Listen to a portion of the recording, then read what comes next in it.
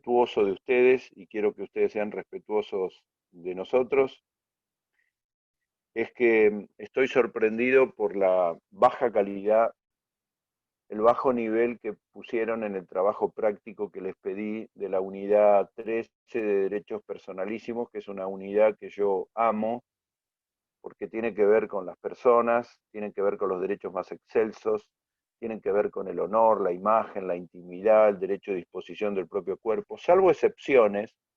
He leído más o menos unos 15 trabajos, no tuve tiempo de leer todos, algunos me los enviaron hace minutos o segundos. Yo quiero que valoren que estamos en tiempos muy difíciles, que esta es una universidad pública, no estamos en el colegio secundario, no estamos en el Highlet, no estamos en el colegio de ahí a la vuelta, estamos en la universidad pública que los tiene a ustedes como partícipes necesarios. Esta no es una universidad de profesores, es una universidad para ustedes. Y si ustedes hacen un esfuerzo tan pobre en la presentación de los trabajos, tan escaso, yo me siento mal porque tengo la sensación de que se laburó aire, pero a la vez muy... quizás tener mucho fuego y que encima el Por fuego. favor, apagar un audio ahí que nos incomoda. No estoy diciendo que están mal los trabajos, estoy diciendo que lo pueden hacer 100 veces mejor, salvo excepción. 100 veces mejor. Cuando uno presenta un trabajo, más allá que sea libre y búsqueda, no puede cortar y pegar. No puede poner link. Poner link, linkear, significa, y yo no soy un adolescente, entrá y miralo. Eso es lo que significa un link. Entrá y miralo. No quiero un link. No quiero cortar y pegar. No quiero que me cuenten cosas de la legislación de otro país sin mirar la nuestra.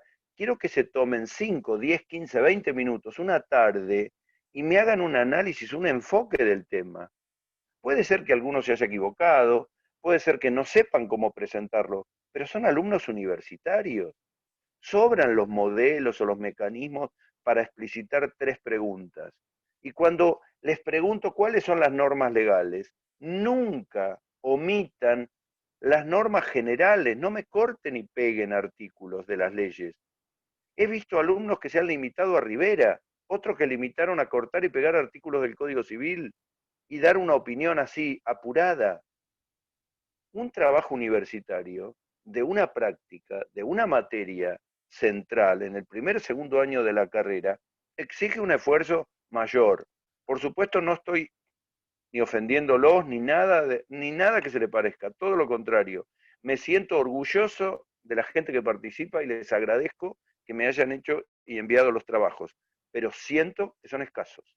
Siento que ponen un ratito de esfuerzo, un poquito de esto, hice una busquedita rápida, como si Google o Wikipedia nos solucionara todos los problemas. Chicos, hay muchos mecanismos de acceso a la información que tienen que acceder. Hoy la información es más rica que nunca.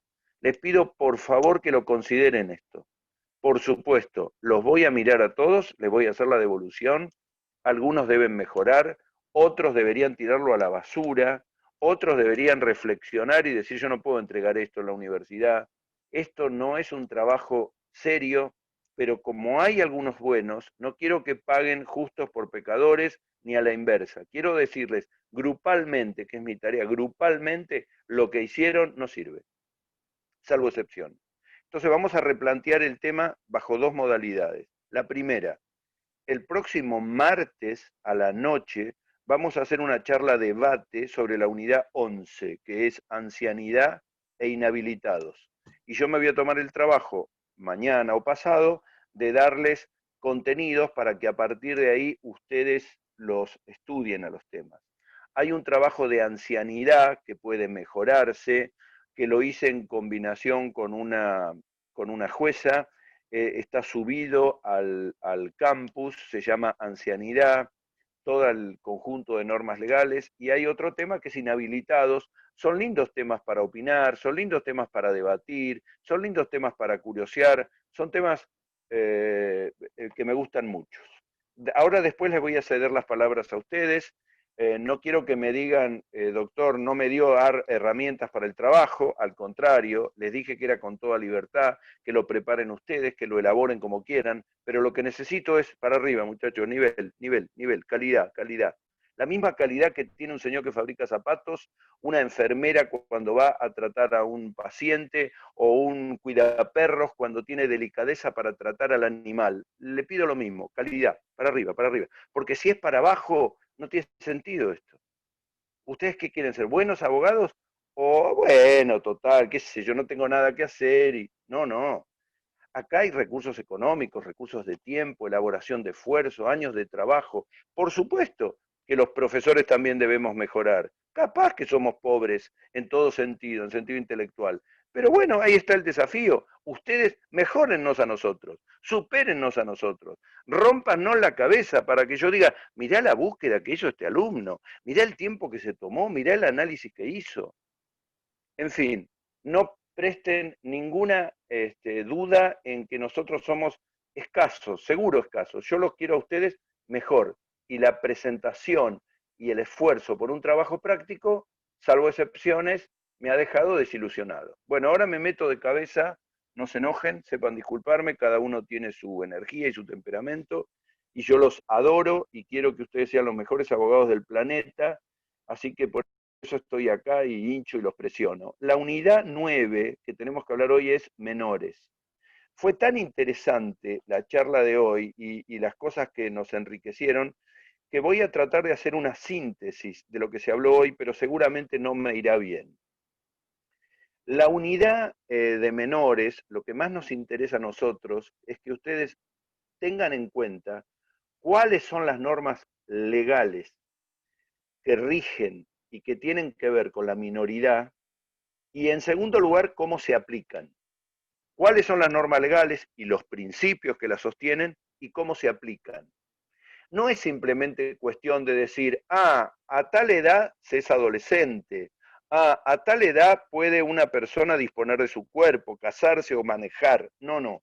Hay que entender los conflictos, porque uno de los temas que planteábamos hoy era, bueno, ¿cuáles eran los problemas de los menores? Y a partir de saber cuáles eran los problemas, saber si el derecho da soluciones o no da soluciones a los problemas. Si, por ejemplo, hoy que la gente necesita trabajar, no hay una ley flexible para que los menores trabajen a los 16 o a los 17 años, es que el derecho no da respuesta. Si no hay una educación gratuita y universitaria y pública, no hay respuesta. Si no hay mecanismos tecnológicos para acceder desde la casa para los chicos que quieren estudiar, no hay respuesta. Bueno, este es el sentido. ¿Y qué empezamos a decir? Bueno, lo primero que tienen que tener en cuenta es que uno de los tratados del artículo 75, inciso 22 de la Constitución es la Convención de los Derechos del Niño. La Convención de los Derechos del Niño es la norma jurídica fundamental de protección de niños, niñas y adolescentes. Niños, niñas y adolescentes están dentro de un género que se llama menores. A algunos les gusta esa palabra, otros no. Antes hablábamos de menores que habían llegado a la pubertad y los que no habían llegado a la pubertad. Hablábamos de impúberes, hablábamos de menores adultos. Hoy esos términos han quedado fuera de contexto. En la Argentina se es menor hasta el día que uno cumple 18 años, hasta las 0 horas del día que uno cumple 18 años, no hasta las 24, hasta las 0 horas se es menor. Y como se es menor, la ley protege a las personas menores. Cuando la ley habla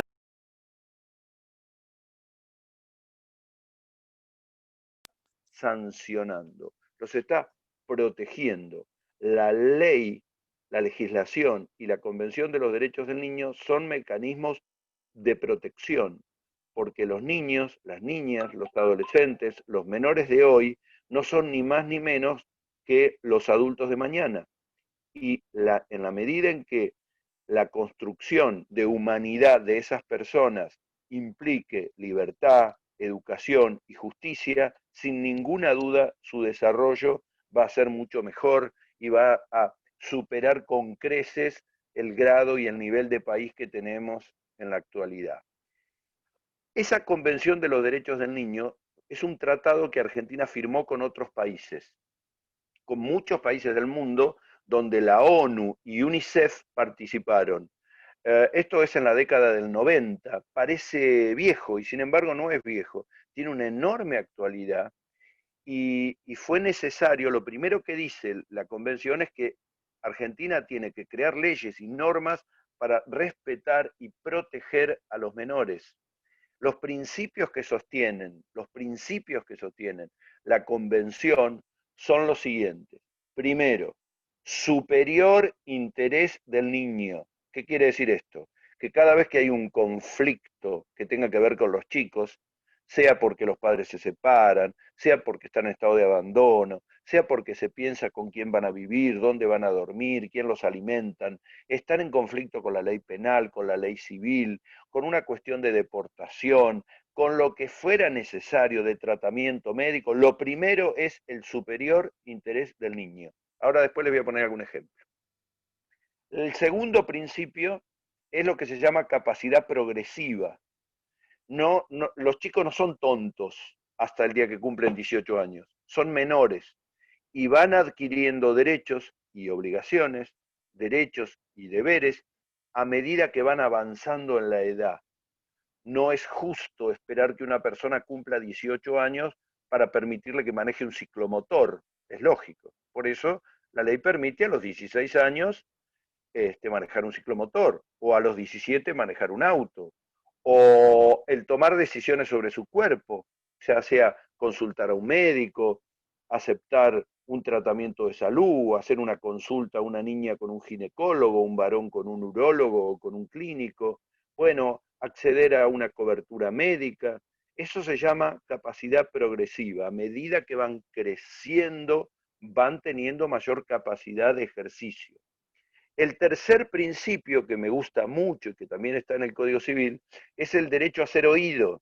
El derecho a ser oído no es una pavada, es una cosa muy importante que refleja que siempre se debe tener en cuenta la opinión cuando hay un conflicto del menor. Y el derecho a ser oído es no solamente en la vida, sino en los estrados judiciales, ante un juez, en presencia de un abogado. Hoy existen abogados nombrados por el Colegio de Abogados, que pueden incluso actuar con gratuidad como protectores de niños en caso de conflictos, etc.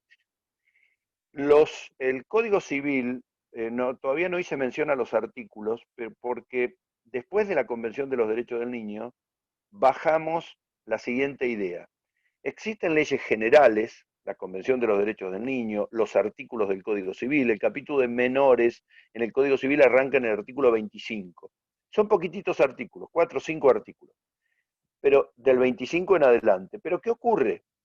Uno cree que eso es todo el tema de persona menor de edad, y no es así. Después, en el resto del código, hay capítulos que van resolviendo otros problemas. Por ejemplo, los padres se separan. ¿Con quién van a vivir los niños? Bueno, hay un capítulo de consecuencias o efectos del divorcio más adelante. Mueren los padres. El niño necesita un tutor. ¿Quién es el tutor? Hay un capítulo de tutela. Hay otro capítulo sobre la posibilidad de contraer matrimonio. Hay otro artículo muy particular que pasa cuando un niño a su vez es progenitor, es papá o es mamá.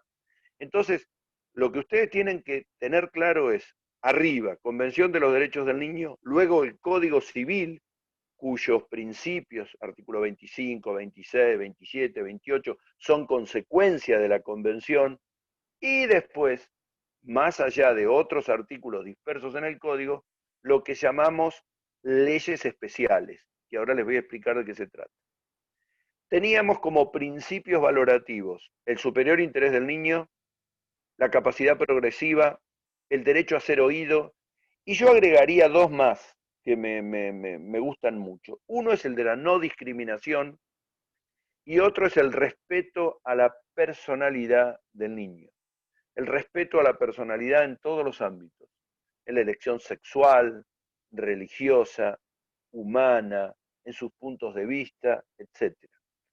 Yo me crié hace muchos años en un formato cultural donde los hijos hacían lo que los padres le decían, comían lo que los padres le decían, vivían como los padres le decían, eran hinchas del club que el papá le decía. Esa formación que tenía que ver con todos los aspectos de la vida ha cambiado radicalmente. Hoy los niños no son objetos, no son elecciones de los padres. Los padres tienen la obligación de educarlos y los niños tienen que respetarlos y eso está muy bien, pero no son objetos, son sujetos de derecho, son personas. Y como son personas tienen sus propias decisiones y a medida que van creciendo, algunas de esas decisiones a veces conspiran contra los papás o contra las mamás y a veces hay conflictos. Por supuesto que el cambio fue bueno, porque no tengo ninguna duda que lo más que hay en la vida es el desarrollo de la libertad de la persona. Ahora, no estoy hablando de los niños que se dañan a sí mismos. Si un chico de 7 años le dice al papá, no quiero ir más a la escuela, no estoy respetando su personalidad si acepto que no vaya a la escuela. Pero tampoco voy a autorizar a que el padre le pegue un coscorrón y lo deje 3 días sin comer como era antes. El niño tiene, en ese caso, que ponerse a disposición de un equipo técnico, de un psicólogo, porque el niño está teniendo problemas. Los niños hoy son, tienen problemas graves de agresividad, de bullying, de alcohol, de drogas, de falta de educación, de falta de tiempo de dedicación, de fenómenos complejísimos tecnológicos que avanzan sobre su cabeza, o influye más la internet que lo que le diga el papá o la mamá. Y los padres, el papá y la mamá, le dan más tiempo a muchas otras cosas que educar a los niños. Entonces, nos gusten o no los cambios, los aceptamos o no, todas las cosas que dije deben cambiar. Debe cesar la agresividad, los malos tratos, la falta de tiempo, el bullying, el alcohol, la droga. Y hacia ese camino se sostiene para mí desde la libertad, no desde la no libertad. Porque si se es de la no libertad, se pasa a ser hijo del padre. Solamente voy a hacer lo que mi papá quiere que yo sea y no lo que soy. Fíjense los chicos que tienen una elección sexual distinta de la que papá y mamá soñaron. Es motivo de conflicto permanente. ¿No han visto películas o leído libros o novelas donde el nene o la nena le dice al papá o a la mamá que tiene una pareja del mismo sexo? Es desgarrador. ¿Y por qué es esto? Porque no aceptamos la libertad. Pero no estoy hablando de un nene 4, 5, 6, 7. Estoy hablando en una edad creciente. Se es mayor el día que se cumple 18 años. Pero hay una categoría un poquitito atrás que se llama adolescente, que la palabra lo dice todo. El adolescente es el que va camino a ser una persona completa. Hoy adolece. ¿De qué? De tiempo. No es que es inmaduro, es tonto, es tarado. No, no, no, no. Le falta el tiempo de desarrollo. Ese tiempo de desarrollo debe completarse. Primero en la casa. Por eso cuando en la casa hay conflicto, hay peleas, cuando el padre es alcohólico, la madre no trabaja, tienen conflicto y se pelean, esos chicos están en riesgo. Y ahí intervienen los juzgados de familia. Y ahí intervienen mecanismos de protección. Yo he estado presente en un caso donde el papá y la mamá discutían con quién se quedaba el nene de 13 años. Se agarraban a trompadas y se peleaban desgarradoramente entre ellos. Se insultaban y uno despreciativamente al otro. ¿Saben lo que dijo la jueza? Ni uno ni otro, se va con la abuela. Se va con la abuela materna porque la abuela es dulce, es cariñosa, es exigente y el chico está muy bien y no tiene conflicto. ¿Y eso por qué? Porque se piensa en el superior interés del niño. Ni hablar de aquellos chicos que tienen una elección religiosa distinta de los padres. Padres católicos ultramontanos y el chico termina siendo ateo o a la inversa, testigo de Jehová. Y entonces se entra en conflicto en los puntos de vista, en las impresiones, en las actitudes. Bueno, nuestro sistema legal apoya una sociedad respetuosa, no discriminatoria, respetuosa de la personalidad del niño y generalmente, y en general, aunque hay muchos conflictos y hay tendencias que nos cuesta asumir, está basado en la idea que los progenitores traen al mundo no personas para aprovecharse de ellas e inculcarle como si fuera una segunda vida. Yo vivo por mí, luego vivo por mis hijos y por mis nietos. No, para que sean personas libres y tengan el desarrollo y la elección que quieran y que consideran.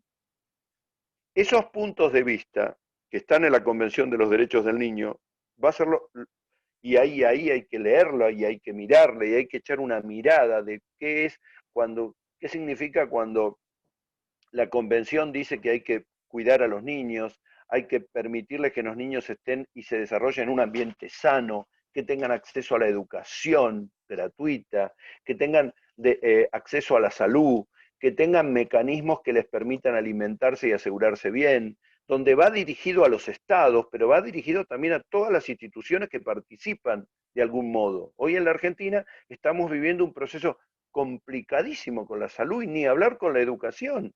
Bueno, estamos incumpliendo la ley. Bueno, ese fue uno de los motivos de debate. Otro motivo de debate era, ¿los niños conocen sus leyes? ¿Saben a qué tienen derecho o no? Estos chicos que se ponen rebeldes y que se van de la casa a los 13 años, ¿tienen derecho a eso? ¿O deben respetar la decisión de los padres? Y si están en conflicto, ¿están en conflicto por motivos correctos o por motivos incorrectos? ¿Están en riesgo ellos? ¿Y qué ocurre con los chicos a los que los padres los mandan a trabajar a edad temprana?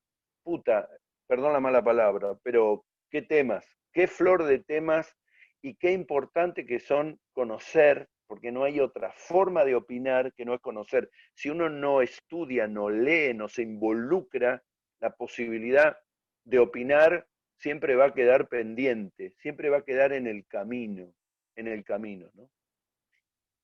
No estoy hablando de una libertad general como una libertad trasnochada, de que cualquiera haga cualquier cosa. Yo estoy absolutamente maravillado con, con el, maravillado en el sentido paradójico, con la estupidez de muchos padres que permiten que los chicos hagan cosas que se dañan a sí mismos.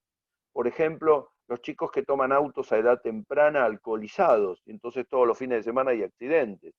O los chicos que realizan vida sexual en promiscuidad sin cuidarse y sin haber hecho consultas médicas. Por supuesto que no estoy de acuerdo con eso. Si yo no estoy diciendo eso. Pero ahí no es un problema del niño, ahí es un problema del que no lo educa, del colegio, del padre, de la madre, del abuelo, del tío, que seguramente no han tomado los recaudos. ¿Por qué permiten una fiesta, una previa en la casa de un chico a los 14 años y se maman descontroladamente, sabiendo todos los problemas que el alcohol produce? El año pasado hubo un trasplante pancreático a un chico de 19 años de edad en Mar del Plata. Cuando le pregunté al médico por qué le hacían un trasplante, le digo, ¿es un problema de nacimiento? No, no, el chico es cirrótico. Este chico cada vez que tomaba un poquito de alcohol se envenenaba y empezó a alcoholizarse a los 13 años. Ahora a los 18 años su hígado ya no le funciona y su páncreas menos. Entonces, no es libertinaje, decir hagan lo que quieran. No, hagan lo que quieran responsablemente. Asuman su responsabilidad, su cuidado sexual, su elección política, que nadie los use, que nadie se aprovechen de ellos, pero que tengan la educación suficiente. Cuando un chico está en la casa paveando y no estudia y no trabaja y no colabora en la casa, la culpa no es del niño, ni tampoco es del Estado. Somos nosotros los que no hemos hecho el mecanismo de educación como corresponde. Bueno, no importa. Esto es debate, no pretendo tener la razón de todo, solo decirles que las sociedades que más se han desarrollado son las que han protegido en todo sentido al niño, no que le han inculcado como regímenes fascistas o autoritarios desde el punto de vista humano. ¿Cómo que sociedades, Hernán? Quiero escuchar tu debate, dale, dale, quiero escuchar tu debate. Te escuchamos con suma atención, por favor. ¿Podés entrar?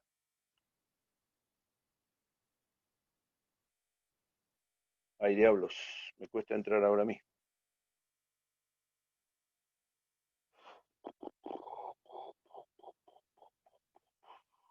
Hola, hola. ¿Se escucha?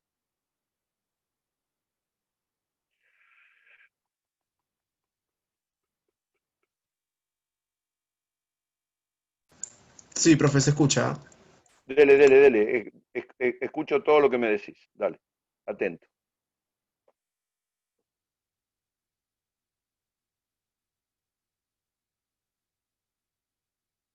Pero yo te quiero escuchar a vos. ¿Cómo hago para escucharte a vos?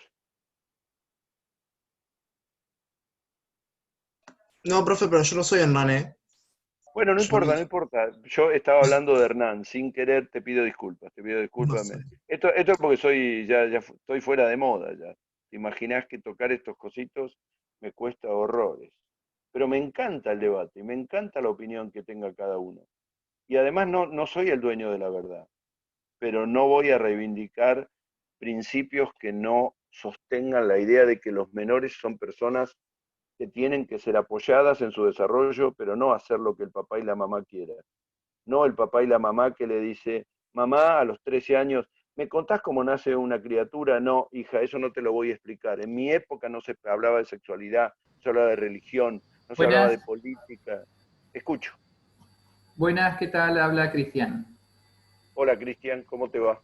¿Qué tal? Sí, ahí justamente con ese tema, con el tema de la temprana edad y la toma de decisiones, y en relación a, digamos, a un caso que había escuchado hace pocos meses, con el tema de un nene de 2 años que, bueno, le planteó su duda sexual a los padres, Ujú, que él se sentía una nena, digamos, ujú. y los padres apoyaron esa decisión de el cambio de sexo a esa edad, cuando en realidad o sea, obviamente es un menor con 2 años, y no sé si en realidad tiene bien definido el tema de la sexualidad. ¿En realidad eso es por una imposición por parte de los padres, o cómo lo ve usted No, en no, no, no. Si es el caso que yo conozco, no participó el padre ahí, sino la madre, si es el caso que yo conozco. Es un caso en Mar del Plata muy discutido, que ha dado vuelta al país, pero lo más interesante de ese caso es que sorprendentemente, los jueces y los equipos técnicos no estaban preparados para una accesibilidad a una decisión sexual a tan temprana edad. Entonces, el problema era si se podía o no tomar una decisión corporal invasiva, una operación, para permitir el cambio de sexo. La primera impresión que yo tenía, creo que coincide con lo que vos estabas diciendo. A tan temprana edad, un chico ya tan temprano, no habría que esperar su desarrollo. Sin embargo, los profesionales aconsejaron a los jueces, a la jueza que tomó la decisión, en el sentido contrario a nuestros principios y a nuestras ideas. Y te digo que sorprendentemente esto es un tema que me excede, porque yo soy abogado, apenas abogado. Si los profesionales que saben de psicología, de psiquiatría, de terapias familiares y de medicina nos pueden dar una opinión más profunda de este tema y nos pueden decir un chico que nace bajo estas pautas, no estoy hablando de un hermafrodita, ¿no? Estoy hablando de un chico que nace con una tendencia tan inclinada y tomar decisiones en la precocidad es muy bueno porque después se generan otros problemas, se generan otros problemas. Vos sabías que en mi época, no te quiero interrumpir, pero en mi época estaban los colegios de varones y los colegios de nenas, ¿sabías? ¿Y eso por Claro, qué sí, era? sí, sí, ¿Y eso lo por qué he era? oído. Eso era un espanto. En la sociedad no es nenas por acá, varones por allá. En la sociedad estamos todos, nenas, varones, indecisos, dudosos, y los que todavía saben o no saben, y los que están experimentando, y lo que la vida les da. Y sin embargo, eso cambió. Y hoy quizá para muchos no es sorprendente, pero lo que se decían en los colegios de varones, de uno que tenía dudosa sexualidad, era lo mismo que prepararlo para el suicidio, y ni hablar de las nenas. Entonces, Eso es un tema que me excede, pero que no tengo capacidad para darte una respuesta médica al tema, pero que indudablemente, conforme a la ley, y por eso hay que leer muy bien el artículo 26, esa criatura no podía tomar a esa edad, por supuesto, ninguna decisión sobre el cambio de sexo, pero los padres fueron induciéndolo, es correcto, hacia la justicia para que la justicia permita que tenga un nombre de nena, una identificación como nena y que en la medida que vaya creciendo pueda operarse, etcétera, para poder realizar todos estos pasos, ¿no? Fue al revés, me parece, profe, el caso. Era nena y se pasó a nene. Ah, no, Así fue. ese es otro caso. Ese es otro caso. Yo Eso que vos el dijiste, eso que vos dijiste pasó sí, acá en Mar del Plata, lo vi. Sí, sí, sí, sí. sí, El que yo fue estaba diciendo, el por ahí año. me equivoqué, es de La Plata el caso, pero es Ah, súper interesante. Sí, sí, coincido contigo. Si Exacto, me expresé sucedieron mal, dos pido casos. la disculpas. nena, Sí, sí. perdón, la nena tenía 2 años cuando empezó con las dificultades y a los 5, después de ver un montón de especialistas por todos lados, porque la mamá se la llevó a todos lados, le hicieron el cambio legal, digamos, de DNI y todo. Sí, ese es un caso marplatense, correcto. Sí, Perfecto, es de acá. perfecto. Estoy Doctor, una totalmente de pregunta. acuerdo. Sí, Pero en esos casos, ¿no se tiene en cuenta el interés superior del niño? Sí, claro. se tuvo ¿Y en cuál es cuenta, por el, eso se pasó a hacer, y cuál, por y eso fue, cuál es el, Ah, se pasó. claro, cuál sí, es según fue vos por el eso que interés ahora es superior nene, del niño? Claro, claro, claro. ¿no? Era Ahora, nena y ahora es varón. la discusión que eso tenía era si era precipitada, si era prematura esa decisión, pero para eso intervienen, porque no es un capricho de los padres, los padres No, expusieron esto ante la justicia hizo todo un estudio evolutivo de cómo había sido la criatura y evidentemente esto es así, y esto es sí, muy correcto. sí, sí, sí. Y tenemos que Yo estar conozco el preparados. caso, Ah, mire usted qué bien, mire usted qué conozco el bien. caso muy de cerca y la nena, es más, cuando cumplió los 2 años, quiso hacer el cumpleaños de Batman. Ella nunca se creyó nena, jamás. Desde que tuvo uso de empezar a jugar con juguetes, nunca quiso saber nada con las cosas de nena. Por eso fue que se aprobó tan temprana edad el cambio. Sí, pero no es solo la inducción o la actitud que tuvo la criatura, sino que No, todos los estudios que lo conozco, que todos los la estudios parte que se hicieron, psicológica, todo. bueno, exactamente, exactamente, que no había un elemento de presión de la madre o de los progenitores o de la familia. No, al contrario. Veámoslo desde otro punto de vista. Yo había dicho que tenemos la Convención de los Derechos del Niño, que tenemos el Código Civil, me faltó decir un montón de cosas del Código Civil, y después vienen las leyes especiales. ¿Qué son las leyes especiales? Cuidado con esto, porque el día de mañana ustedes van a tener que estudiar algún tema puntual, y entonces, con esto que les dije, la Convención y el Código Civil, por ahí no les alcanza. Ejemplo, ¿puede un menor de edad donar sangre? Páfate, hay una ley de sangre. ¿Puede un menor de edad contraer matrimonio? Código Civil. ¿Puede un menor de edad conducir automóviles? Ley de tránsito. ¿Puede un menor trabajar? Esto me voy a detener un minuto. Hay una ley específica de protección al trabajo infantil. En la Argentina, mal o bien, protegemos a los niños, entonces en principio solo pueden trabajar a partir de los 16 años. Ustedes me dirán, ¿y antes no? Porque yo he visto en un negocio, claro, la ley permite el trabajo de niños menores a esa edad cuando lo son dentro de una empresa familiar y en un ámbito reducido, creo que dice la ley 3 horas. Fuera de esos casos, no se permite el trabajo infantil. Y si lo hay, la explotación infantil del que va con el carrito tirado y los nenes en patas dando vuelta alrededor, que me da una tristeza terrible, es una conducta ilegal, porque la sociedad no protege a esa familia, ese padre no protege a la criatura y es toda una cadena incorrecta, donde no sé cuál es el mecanismo para revertirlo, yo no metería presa a nadie, pero evidentemente ahí hay una superposición de errores, porque el trabajo infantil, poner a un nene en una esquina con 2 pelotitas o con 2 naranjas, un nene de 10, 11 o 9 años, es explotación infantil y eso es un delito.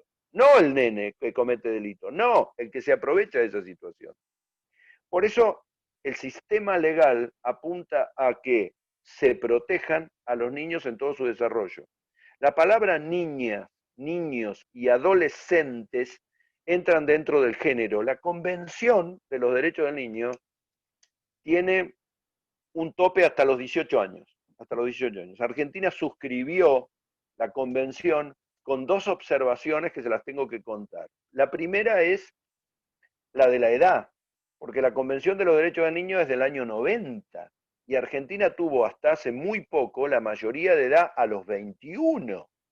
Y cuando yo era chico, la mayoría de edad era a los 22. Y ustedes me dirán, bueno, los tiempos cambiaron. No, no, no, no. Hay personas, mi madre se casó con 21 años. En el casamiento de mi madre tuvo que ir mi abuelo materno a autorizarla para que firme, porque era menor de edad. Increíble, una mujer a los 21 años menor de edad. Eso cambió, pero Argentina suscribió la convención en ese aspecto, después empezó a adaptar su legislación y finalmente tenemos una legislación primera de protección de minoridad y después el Código Civil que habla de 18 años de edad. Yo no puedo decir si está bien o está mal a los 18 la minoridad. Lo que me origina mucho impacto, y eso lo tienen que saber, es que si bien los chicos a los 18 años son mayores de edad, son plenamente capaces de ejercitar sus derechos, pueden tener una cuenta bancaria, trabajar, disponer de sus recursos, tomar decisiones sobre su persona, cambiarse de sexo, operarse, etcétera, etcétera. Hay una cosa que me tiene preocupado, y es que por H o por B, la Argentina tiene un sistema protectivo de los jóvenes que llegan a la mayoría de edad en la parte económica hasta los 25 años de edad. Esto que antes se llamaba obligación alimentaria de los padres con relación a los chicos es algo que no alcanzo a comprender porque es uno de los pocos países en el mundo que una persona llega a mayor de edad, pero la heladera se la tienen que llenar los padres. No alcanzo a entender esta dualidad y me produce mucho ruido. A veces pienso, bueno, si el chico pobre no consigue trabajo, muy bien. Si el chico no consigue trabajo, la abuela, el abuelo, el tío, el padre, el hermano mayor, la madre, le dicen quédate en casa, quédate a vivir con nosotros, apoyémonos, ayudémonos. Pero una cosa es el altruismo, la solidaridad, el apoyo familiar, y otra que es una ley que obligue a los padres a seguir manteniendo a los hijos hasta los 25 años. Y esto nos va a hacer cada vez más dependientes o cada vez más inseguros. Porque hay situaciones de abuso. Voy a poner un ejemplo que lo van a entender ustedes, que es el primer ejemplo que conocí en el país. Un chico de 24 años y medio, estudiante crónico de Bellas Artes en La Plata. El caso ocurrió en el Departamento Judicial de Dolores. El chico, padres separados, la madre se despreocupó del chico, entonces el chico inicia una demanda contra el padre para que el padre le banque la carrera. El padre se presenta ante los jueces y dice, lo que pasa es que hace 8 años que estoy estudiando en La Plata, y va por primer año, sigue y no quiere trabajar. Y la justicia dijo, y bueno, pero es el padre. Entonces, pese a que tiene una educación pública y gratuita en una universidad pública, Bellas Artes en La Plata, pese a que la madre se despreocupó del chico, el chico no quiere trabajar, el padre tiene que continuar la alimentación y la obligación paterna, que no es una obligación de solidaridad, es una obligación humana, no legal. Ese es el gran problema, humana, no legal. Una cosa es el imperativo legal y otra es el imperativo humano. El imperativo humano quiere decir, yo debo ser bueno con todos, yo debo ser generoso con todos y educados. Pero una cosa, eso es una cosa, y la otra es un imperativo legal. Por supuesto que entiendo las familias que se destruyen, por supuesto que entiendo la falta de trabajo, por supuesto que entiendo, pero los chicos que tienen problemas de salud o de discapacidad, pero por supuesto, no estoy hablando de ese caso, estoy hablando de los vagos. Y además los vagos escapándose a ese sentido de, bueno, yo hago mi vida, porque fíjense qué dice la ley. Si ese chico hubiera tenido un hermano mellizo y el hermano mellizo trabajara como un burro en Globo o en Pedido Ya o en Rappi, la ley a ese chico no le da el derecho de reclamarle alimentos a sus padres. ¿Por qué? Porque tiene ingresos. Entonces la ley protege al que no tiene ingresos ya siendo mayor, ¿eh? Estoy hablando de 23, 24 años. 23, 24 años. En Estados Unidos hubo un caso muy curioso el año pasado, pero muy curioso, que me encantó y se los quiero contar porque tengo ganas y ustedes están ahí y me escuchan, pero lo pueden buscar en internet. Un muchacho de 40 años, vivía con sus padres, hijo único. Los padres en un estado de Estados Unidos le piden al chico que ya es grande y que por favor se vaya de la casa. El chico tenía en el quincho hecho su departamento, vivía con la música, paveaba absolutamente todo el día, no trabajaba ni estudiaba. Van a ver a un abogado y el abogado le dice, no se conoce en Estados Unidos ningún precedente en el common law donde los padres hayan logrado desalojar a su hijo de su propia casa. Bueno, cuando se plantea el juicio, el chico dice, esta casa también es mía porque yo nací acá y yo tengo el derecho a vivir donde quiera y no les estoy pidiendo nada a mis padres, yo me arreglo. Imagínense cómo vivirían, en qué condición vivirían. Los jueces, luego de escuchar las dos opiniones, dijeron, los padres tienen una obligación de cuidado y de alimentos hasta determinada edad. Lo demás es abuso. Cuando un menor o cuando una persona abusa de otro, el derecho no lo puede proteger. Y ordenaron el desalojo de este joven de 40 años, ya un grandotote, de 40 años de edad que no tenía ninguna limitación, dándole 60 días para que se busque otro lugar. Por supuesto que ustedes me dirán, ¿qué caso extremo? Bueno, pero es una demostración de que hacia donde tenemos que poner la protección es a los menores, no a los grandulones, nena, varón o lo que sea, a los niños. Porque los niños bien alimentados, los niños con un buen desarrollo de educación, con un gran concepto de justicia, van a ser grandes hombres mañana. Y no tengo ninguna duda, y no es un verso, es de verdad, es de verdad. Cuando miran ustedes en televisión, o miran en programas, o miran noticieros, donde hay sociedades que a los niños desde muy temprana edad se los incorpora a las milicias, o cuando se los adoctrina políticamente para que asuman posiciones de violencia, etcétera, o mal alimentados, ¿no tienen sensación de que esos países o esas sociedades van hacia la destrucción? Bueno, yo pienso eso. Yo pienso eso. Una cosa que no dije, pero que está en el artículo 26 y que es muy importante, es el menor y su propio cuerpo. Cuidado con esto, porque esto son preguntas de exámenes. Cuando hablamos del propio cuerpo, podemos comentar respecto al tema del sexo y a las decisiones de género, pero también tenemos que hablar de cosas más simples, que desde un hisopado hasta un tratamiento de salud o a una consulta médica, etcétera, etcétera. La ley considera que una persona a partir de los 16 años, sin llegar a ser mayor, a los 16 años, ya puede tomar decisiones sobre su propio cuerpo como un adulto. Por lo tanto, puede ir a una guardia a hisoparse, puede aceptar un tratamiento invasivo de salud, etc. Hace poco ocurrió en la clínica Pueyrredón un caso muy interesante. El equipo de cirujanos plásticos me consultaron por un chico que quería hacerse una operación pectoris en el pecho. Esa operación en el pecho tenía que ver con una cuestión de lo que él consideraba que era una necesidad de formación distinta de su pectoris. Los médicos querían que el chico consultara a su papá y a su mamá, y yo les dije que no existía ningún problema, porque la ley, en el artículo 26, en la parte final, le da a partir de los 16 la posibilidad de tomar decisiones sobre su cuerpo, como también les permite votar, como también les permite manejar un ciclomotor, como también les permite trabajar. Entonces, aunque parezca mentira, es muy importante tener en cuenta esto. Pero también la ley dice, ojo, que antes de los 16 años solo pueden realizar, digamos, conductas o actos o tratamientos respecto a su salud que no impliquen ningún tipo de compromiso para su salud, ni resulten tratamientos invasivos.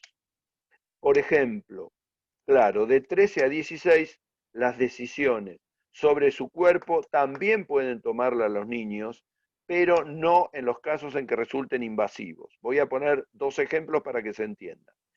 Un niño sufre de una apendicitis, va a una guardia de una clínica, el niño entra con un compañerito porque le dolía mucho el cuerpo, el médico lo revisa, el pediatra lo revisa, el chico tiene 14 años de edad, y le dice, ¿tu papá y tu mamá? No, no quiero que se enteren. ¿Por qué no querés que se enteren? Sí, a partir de los 13. No, porque papá y mamá se enojan, porque no saben dónde estaba, dónde no estaba, el médico tiene que operarlo de apendicitis. Les hacen una placa y dicen, tenés una apendicitis, te tenés que operar, corre riesgo tu vida. Allí necesitan la intervención y el consentimiento de papá o mamá, no de los dos, papá o mamá. Ustedes me dirán, pero si papá y mamá no están en la ciudad y hay riesgo de vida y el chico, bueno, ya habrá otros recursos legales donde probablemente ante un riesgo de vida el médico pueda actuar. Pero lo cierto es que de 13 a 16 pueden tomar decisiones, pero no decisiones que impliquen riesgo quirúrgico, invasión a su organismo, etc. Entonces, ¿qué pueden hacer? Bueno, pueden hacer una consulta médica, cosa que antes no pasaba, no existían en la sala de espera de los ginecólogos o ginecólogas una niña de 14 años. Esto era impensado. Iban con la mamá, que generalmente cuando llegaban con la mamá miraban como aterradas porque la mayoría de la gente que estaba esperando a la cola del ginecólogo y los varones del urólogo miraban como diciendo, ¿qué hace esta nena acá? Hoy en día van y a lo mejor si la nena tiene una elección sexual igualitaria, van de la mano con su noviecita, o el varón va con su compañero a ver al médico. Esto está perfectamente bien a partir de los 13 en adelante.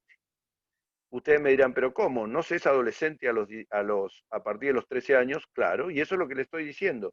De los 13 a los 16, el cambio más grande que hubo respecto a los adolescentes es tomar decisiones sobre su salud, pero no que resultan invasivas ni que resulten una intervención quirúrgica.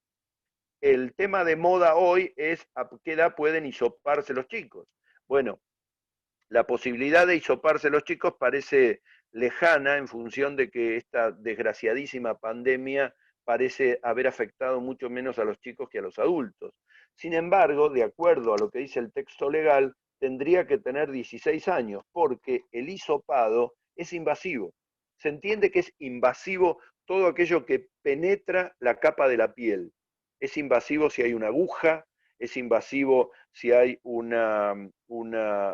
acceso a través de rayos X, si hay un acceso de cualquier otra cosa que sea fuera de lo cutáneo, y lo es el hisopado, naturalmente estamos hablando de un tratamiento invasivo.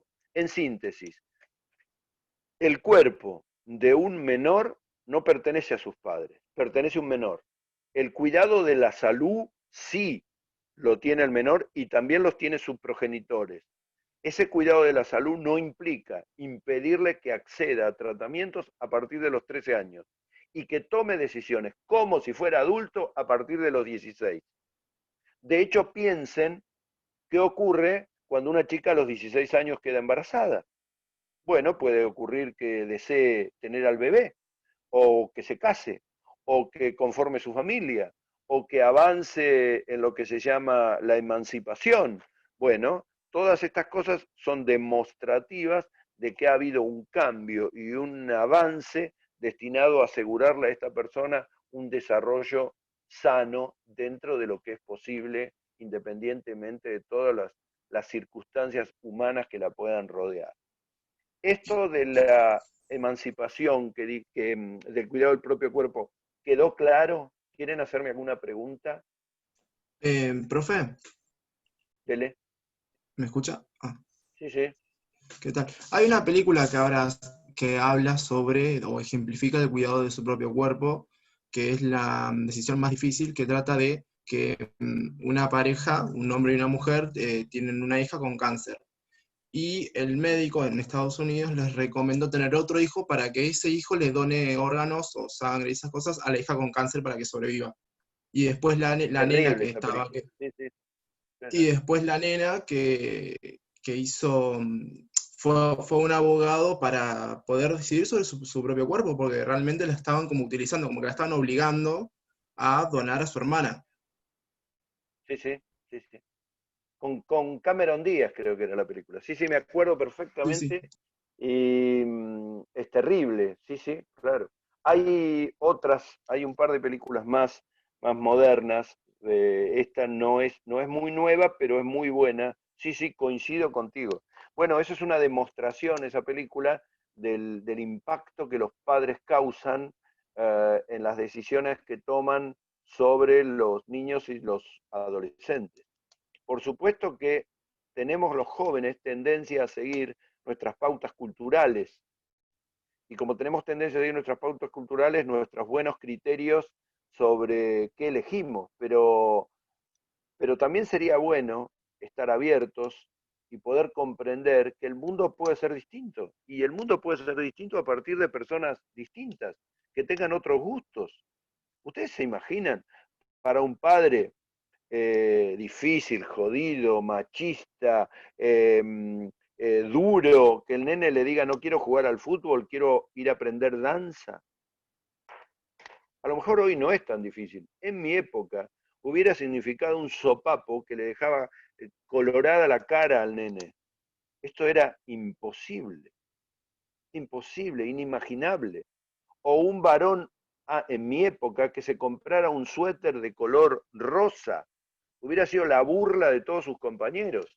A mí me gustaban hacer esas cosas cuando era joven, de hacer cosas así para provocar en los demás y después pelearme con los demás. Y tenía una excusa para pelearme. Tenía una excusa para pelearme. Cuando alguno me decía algo, ni hablar de esa sociedad sectaria, machista, murió, chicos. Ustedes no saben el placer que yo tengo cuando empiezo a darme cuenta que el mundo cambió, pero no cambió para mal, se supone que cambió para bien, que es lo que yo llamo el respeto a la diversidad y a la personalidad de cada uno, y a la personalidad de cada uno. Cuando yo estaba en la facultad, cursando Civil 1 en la facultad, que en realidad no cursaba porque eran mesas de exámenes libres, íbamos a escuchar a los profesores, había 100 varones y 4 o 5 chicas, 6 chicas. Y el comentario era, las mujeres vienen porque no saben qué hacer, porque en realidad el derecho es para los hombres, y el derecho penal ni te cuento, es para los hombres. Y ahora, ¿saben una cosa? Estuve mirando la estadística, hay más nenas que varones en la facultad, porque la mujer se dio cuenta que tiene el mismo nivel de capacidad, la misma inteligencia y merece el mismo respeto que los varones. Entonces tenemos una sociedad igualitaria. Y eso es bueno, claro que es bueno. Y si mañana hay más varones que nenas, y también es bueno. ¿Por qué no? ¿Por qué no establecer límites? ¿Por qué establecer límites? Bueno, pero me estoy yendo del tema. Hay muchas otras cosas dentro del programa, por acá lo tengo, que son interesantes respecto a los menores. Voy a decir 2 o 3 cositas que me parece que son importantes. En el punto 5 se habla de la emancipación por matrimonio. ¿Puede un chico menor de 18 años casarse? Respuesta, sí y no. ¿Cómo? Esto es ambiguo, sí y no. A ver, la ley pone como edad mínima para casarse 18 años. Muy bien. Usted va al registro civil o para hacer una unión convivencial, lo primero que le piden, 18 años. Si es menor de 18 años, puede casarse, pero necesita autorización de sus progenitores o de un juez. ¿Cuándo un juez de familia interviene? Bueno, la nena quiere casarse, la nena tiene 16 años, va a cumplir 17, está embarazada, su novio tiene 23, los dos trabajan, los dos son divinos, los dos van para luchar para adelante, y cuando va la nena a pedir autorización a la mamá está enojada y el papá está viviendo en Uruguay. Resultado, tiene que ir a un juez de familia, pedir la pertinente autorización, el trámite es relativamente rápido y en esos casos, ¿qué se preferencia? ¿Qué se da prioridad? Y a ver si lo entendieron. ¿Se da prioridad lo que opina la mamá, el papá, el cura párroco o el superior interés del niño? La jueza dice, ¿estás embarazada? Sí. ¿Querés a tu criatura? Sí. ¿Querés formar una familia con tu marido? Sí. Ah, bien. No veo ninguna razón para impedirte que contraigas matrimonio. Al contrario, te felicito, dice la jueza. Ese es el sentido, ese es el sentido. Que no es se lleva al niño lo que el niño quiere, no, se lleva a la justicia el paradigma, la finalidad de que para sostener una buena educación hay que darle al niño lo que el niño necesita. Y lo que el niño necesita es una muy buena educación y un muy buen esfuerzo por entender lo que todo esto significa. Ese es un tema. Cuando se emancipan, ¿adquieren la mayoría de edad? Sí. Ah, pero qué buena treta. Entonces yo me voy de mi casa, me caso y ya soy mayor de edad. Sí, el emancipado es un mayor de edad, pero no totalmente. Hay algunos mecanismos de protección que la ley establece, sobre todo a los bienes que hubiesen recibido por herencia de sus abuelos o de sus padres, etcétera, para poder evitar que esos bienes queden en estado de desamparo. La ley exige que estén protegidos hasta el día que cumplan 18 años, por ejemplo. Después hay algunas cuestiones técnicas que están en la ley, no las voy a mencionar para que no pierdan tiempo, pero básicamente la emancipación los equipara a los adultos con algunas restricciones protectivas de su patrimonio. La otra cosa que me gusta, el punto 6 de la unidad 9, es el abogado del niño. Y otra cosa que me pregunta ahí Carolina Reynoso es si pueden hacer contratos. Bueno, cuidado, cuidado. Voy por el abogado del niño.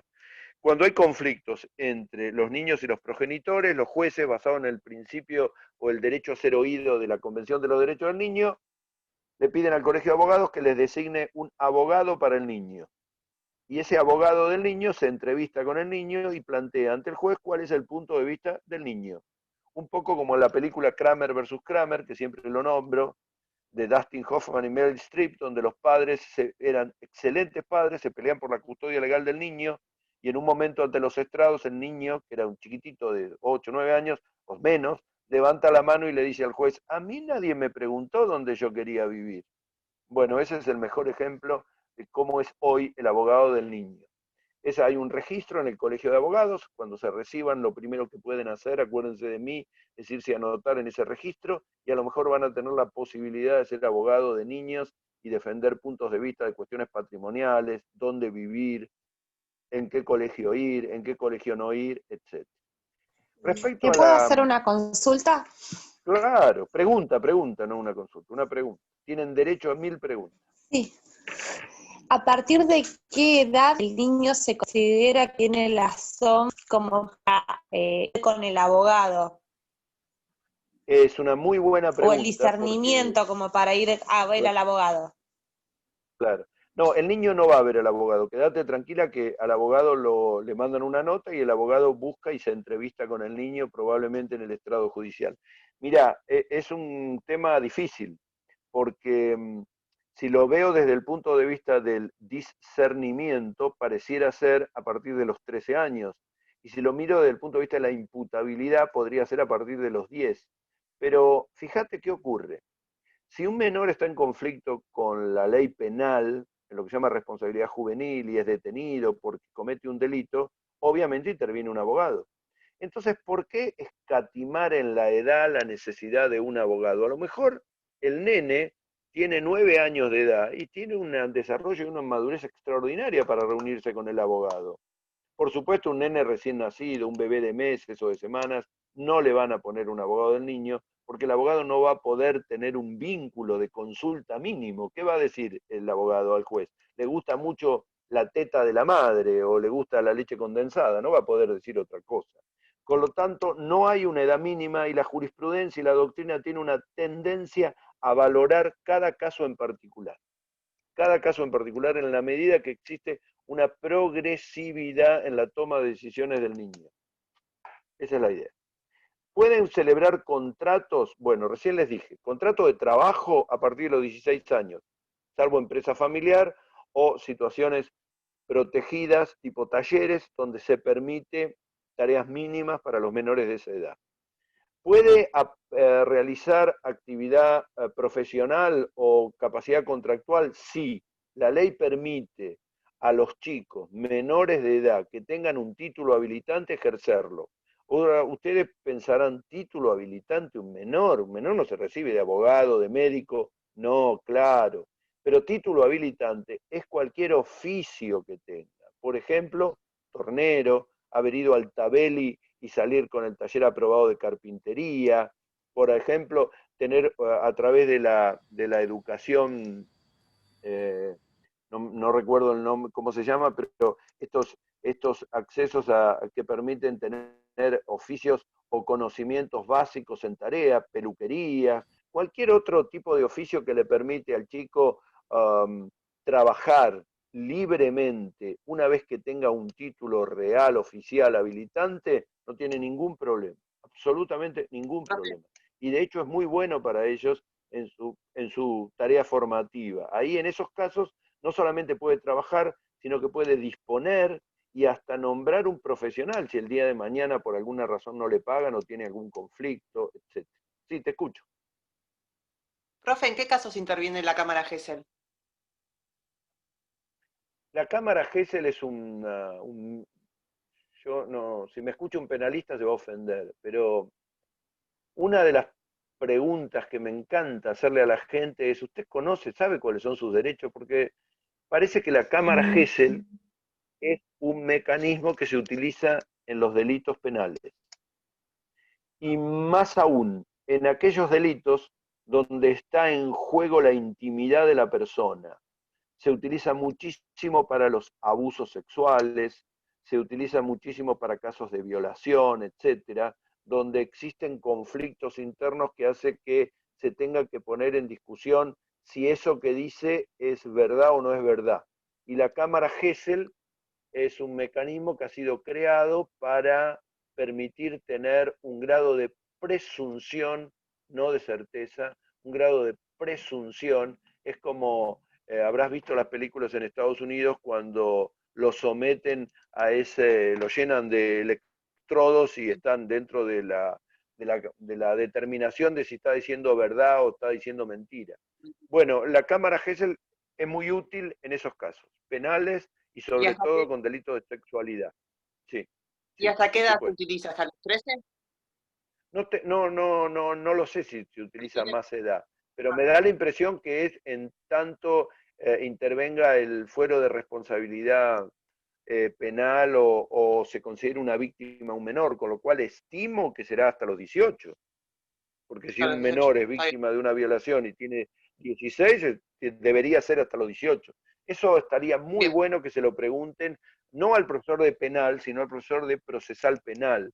A mí me encanta mi materia y no quiero invadir otras jurisdicciones, ¿no? Sobre todo en estos tiempos donde la imputabilidad, que es el último punto del programa, la imputabilidad parece que estuviera ligada exclusivamente a los delitos, y la imputabilidad también tiene que ver con los aspectos civiles. Ustedes dirán, ¿cómo la imputabilidad civil? Y claro, porque un menor, cuando agarra un auto y pisa a una persona, no solamente comete un delito, sino que se genera una consecuencia civil de los daños y perjuicios, de la indemnización que tiene que afrontar, de quizá la pérdida de la posibilidad de tener un registro, quizá el secuestro del auto, una multa, una indemnización de la compañía de seguro de sus padres. Entonces, cuando hablamos de imputabilidad de los menores, no piensen que estamos hablando, el último punto, de la imputabilidad penal. Eso es otro tema. La política criminal de un Estado, que la determinan el Senado y la Cámara de Diputados, pasa por mecanismos tan complejos y tan difíciles de entender que no tengo capacidad para resolverlo. Sí les puedo decir que la imputabilidad desde el punto de vista civil está determinando cuándo los actos lícitos o ilícitos, para bien o para mal, que haya realizado un menor, les es imputable. Imputable quiere decir que las consecuencias de un acto le corresponden, las debe asumir. Yo siempre me acuerdo un ejemplo que me preguntó un alumno y que me dijo, doctor, yo tengo 8 años, voy y robo caramelos de la esquina, ¿voy preso? No, bueno, pero eso es derecho penal. Y civilmente, quédate tranquilo que civilmente esos caramelitos se los va a ir a cobrar el kiosquero al padre. ¿Por qué? Porque el menor es inimputable. Y si el menor es inimputable, hay una responsabilidad paterna. ¿Y cuándo el padre puede decir es un problema de él? A partir de los 13, 14 años, 15 años.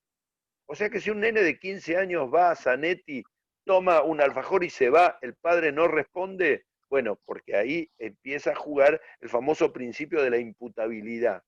Y hasta qué punto el padre es responsable como guardián de lo que el chico haga o deje de hacer. Y entonces, ¿por qué es responsable cuando hay un accidente de tránsito? Porque le prestó el auto. Ah, porque el auto es del progenitor, no es la conducta del niño, es el uso del auto. Ah, última anécdota que les cuento y está muy bueno, porque una vez estoy saliendo de la facultad de la clase y hay un señor mayor, más grande que yo, esperándome en la puerta. No, en la puerta del aula, en la puerta del aula. Entonces el señor se presenta y me dice, yo soy fulano de tal, mi hija es alumna suya de la mañana, esto era la noche, y yo dije, ah, diablo, ¿qué pasó con esta chica? Le digo, ¿está bien? No, no, ella está bárbara. Me dice, pero resulta que va a cumplir 17 años y yo le quiero regalar un auto. Hago bien, doctor. Y le digo, ¿cuál es su miedo? Y que choque y después me deje en un problema. ¿No convendría que yo la emancipe? Le digo, ¿qué edad tiene? 17. Usted sabe que a los 17 años, en ese momento, ahora sí se puede, pero en ese momento no se podía conducir, había que esperar hasta los 18, salvo que uno pidiera una autorización judicial.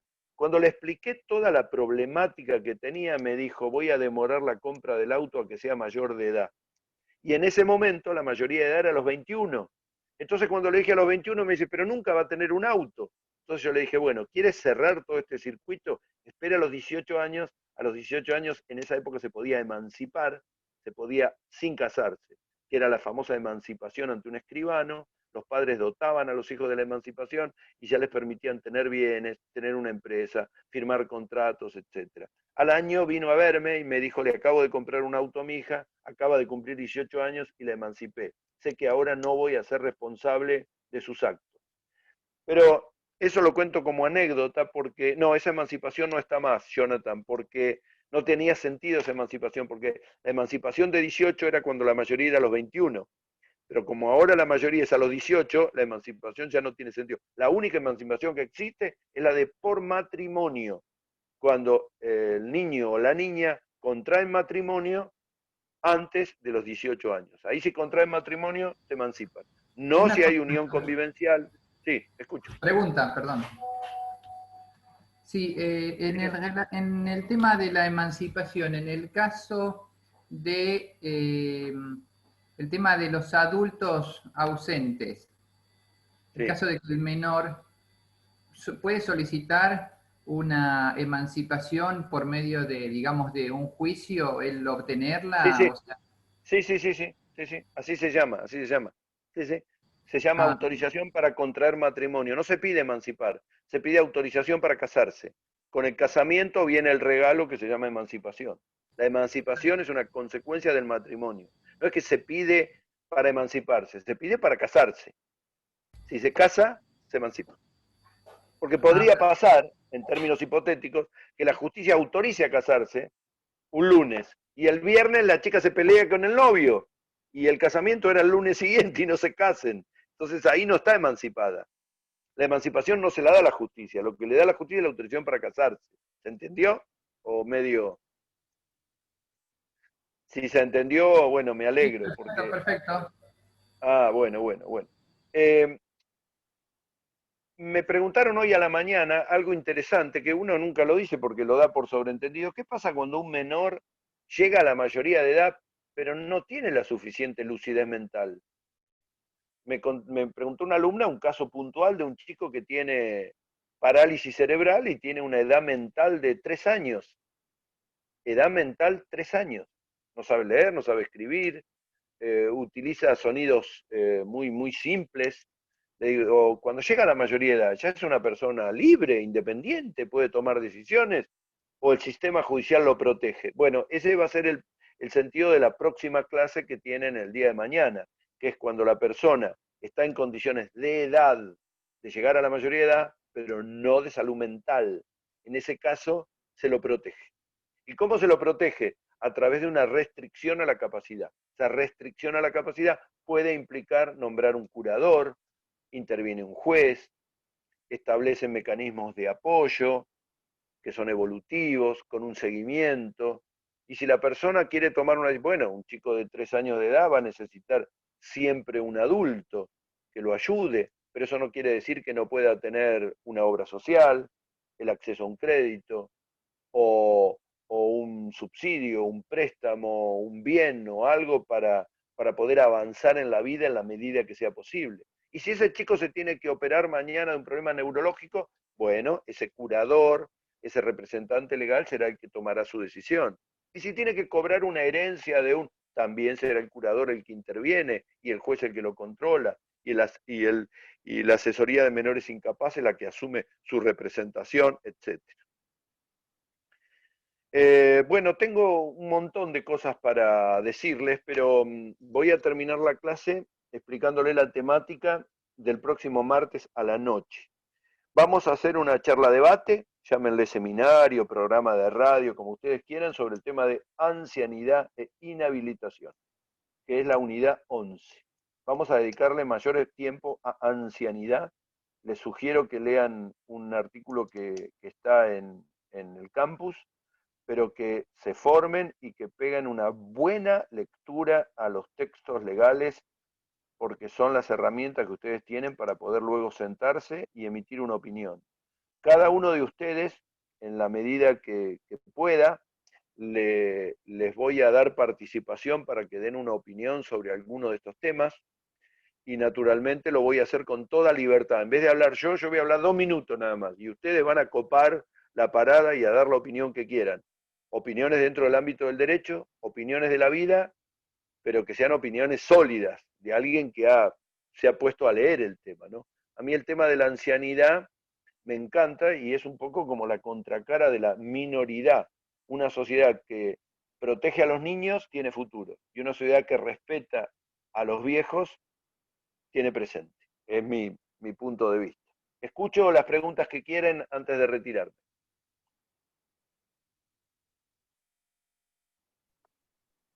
¿Profe, va a dar algún tema en especial o son esos dos temas que leemos los artículos, No, lo que queremos? no. Ustedes lean del libro la importancia del tema, los antecedentes, algún caso de jurisprudencia, lean el libro, lean los artículos del código, busquen antecedentes, fallos, algo para opinar, etc. A los ancianos se los descuida absolutamente, absolutamente, absolutamente.